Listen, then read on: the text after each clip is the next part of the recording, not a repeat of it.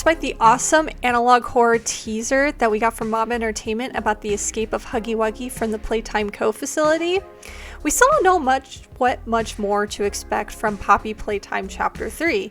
The teaser didn't even specify if it was for Chapter 3 or things that are to come in Project Playtime. However, I do believe this could be alluding to the return of Huggy Wuggy in Poppy Playtime Chapter 3. While this video builds around the Playtime Co. a little bit more, showing a large area of land that they own, it still doesn't give much more to go off of regarding the prototype and the main game story. Today, I want to talk a little bit more about the relationship between the monsters toys and the prototype and what the story might unfold into.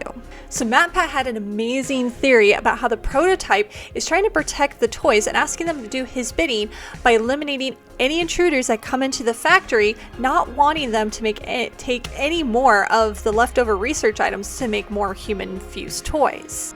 They are trying to build more toys. More like you. It has to be stopped. While I do believe that wanting to stop these horrendous plans, I don't necessarily think the prototype is protecting the toys, and they don't necessarily see the prototype as their protector. As much as I love MatPat's theories, this is one that I kind of a little disagree with, actually. I believe that the toys fear the prototype. While the prototype does seem to be pulling some of the strings regarding the toys and manipulating them into doing its bidding, but maybe they do so out of fear as to what might happen to them if they don't do what the prototype is asking them to do. While the toys may enjoy the thrill of the hunt when there are intruders, they know the prototype is always watching them. The voice we hear in the toy tutorial in Project Playtime is very dark and threatening. Get up. They cannot be allowed to deliver it. It speaks to the toys telepathically, and it would make sense that the prototype might possibly be Elliot Ludwig. But if so, he might not be the kind toy maker he once was before possibly becoming the prototype. He may not retain much of his memories, his personality possibly altered, but he does know that Playtime Co. is not what it used to be, and he doesn't want anyone going in or anything getting out. If we return to Chapter 2, after the thrilling chase with Mommy Longlegs, when she's caught in the grinder, she panics. She looks at you. What have you done? You make me part of you! You can't do this to me! She seems very devastated by this thought, and she's fully destroyed, and that's when the prototype appears and gathers her remains to add to his collection. If the toys trusted the prototype as their protector, why would they fear it? Fear becoming a part of it. Why would this concern her? If she's destroyed, she should no longer be conscious, right? But maybe when joined with the prototype, through Frankensteining her parts, or even possibly through devouring her, she will become conscious and aware of what's going on but have no control, trapped in her own body. Next, I want to talk about Huggy's escape in the most recent teaser trailer. Huggy runs as far as he can from the factory, devouring any living thing in his path, whether it be animals or people, which shows that he has very animalistic capabilities and is definitely carnivorous.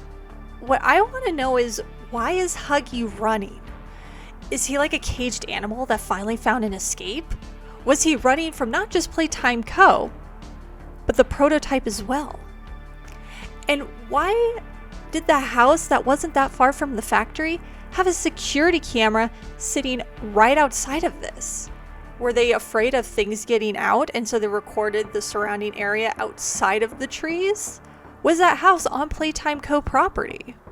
My other question is, if Huggy was standing outside of that house, why didn't he go in and attack and devour?